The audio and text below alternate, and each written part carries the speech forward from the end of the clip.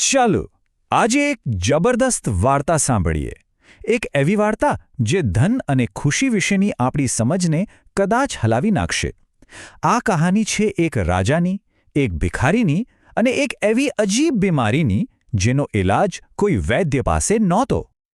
તો સવાલ એ છે કે શું ખૂબ બધી સંપત્તિ હોય તો ખુશીની ગેરંટી મળી જાય? ચાલો આ જ સવાલનો જવાબ શોધીએ એક એવા રાજાની કહાની દ્વારા જેની પાસે દુનિયાની દરેક વસ્તુ હતી, પણ એણે એક એવી ચીજ ગુમાવી દીધી જે પૈસાથી ક્યારેય ખરીદી શકાતી નથી, અને એ હતી મનની શાંતિ. તો ચાલો વાર્તાની શરૂઆત કરીએ અને આપણા મુખ્ય પાત્રને મળીએ. એક એવો રાજા જેની પાસે એટલી બધી સંપત્તિ હતી કે આપણે કદાચ કલ્પના પણ ન કરી શકીએ. આ કોઈ સામાન્ય અમીર રાજાની વાત નથી. વિચારો કે એનો મહેલ સોના, ચાંદી અને હીરા મોતીના ઢગલાઓથી છલોછલ ભરેલો હતો, જાણે કે સમૃદ્ધિનું જીવંત પ્રદર્શન હોય. પણ આ બધી ચમકદમક અને ભવ્યતાની વચ્ચે માત્ર એક નાનકડી વાતચીતે રાજાના મનમાં શંકાનું એવું બીજ રોપ્યું જે બધું જ બદલી નાખવાનું હતું. બન્યું એવું કે એક દિવસ રાજા પોતાના ખજાનાને જોઈને ખુશ થઈ રહ્યા હતા, અને એમણે પોતાના ખજાનચીને બસ એમ જ એક સવાલ પૂછી લીધો.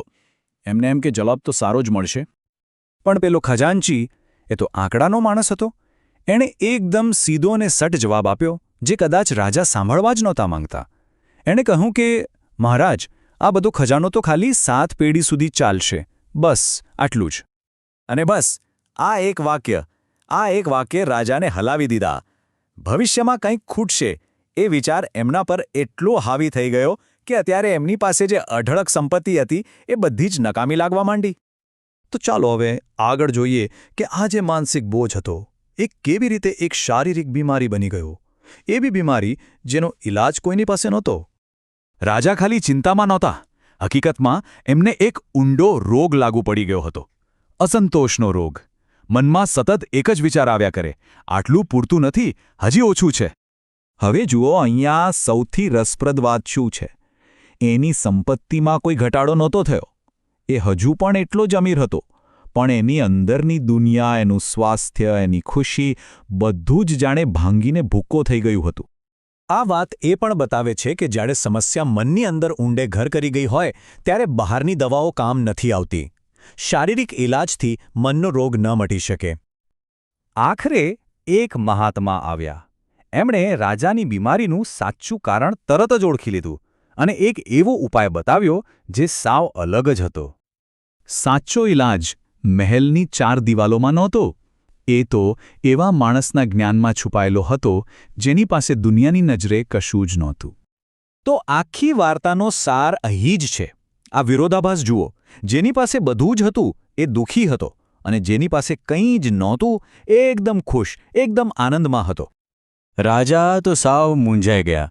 જે સવાલ એમને રાત દિવસ સતાવતો હતો એ સવાલ એમણે પેલા ભિખારીને પૂછી જ લીધો. અને હવે ભિખારી જે જવાબ આપે છે એમાં જ આખી વાર્તાનો બોધ છુપાયેલો છે. ભિખારીએ બહુ સરસ રીતે સમજાવ્યું. એણે કહ્યું કે મારી ખુશી એના પર નથી કે મારી પાસે કોઈ સમસ્યા નથી, પણ એના પર છે કે મારી પાસે જે છે એનાથી હું સંતુષ્ટ છું. એણે રાજાને એકદમ સ્પષ્ટ શબ્દોમાં કહી દીધું કે સાચી સંપત્તિ કોઈ ભૌતિક વસ્તુ નથી, એ તો મનની એક અવસ્થા છે, એક અનુભૂતિ છે. અને જેવી રાજાને આ વાત સમજાઈ, જેવો એમને આ સત્યનો અનુભવ થયો, તરત જ એમના મન પરથી બધો બોજ હટી ગયો અને એમની પેલી રહસ્યમય શારીરિક બીમારી પણ પળભરમાં ગાયબ થઈ ગઈ. તો આ વાર્તા આપણને એક બહુ મોટો પાઠ શીખવે છે. સાચી શાંતિ વધુને વધુ મેળવવામાં નથી, પણ આપણી પાસે જે કંઈ છે એના માટે સંતોષ અને આભાર માનવામાં છે.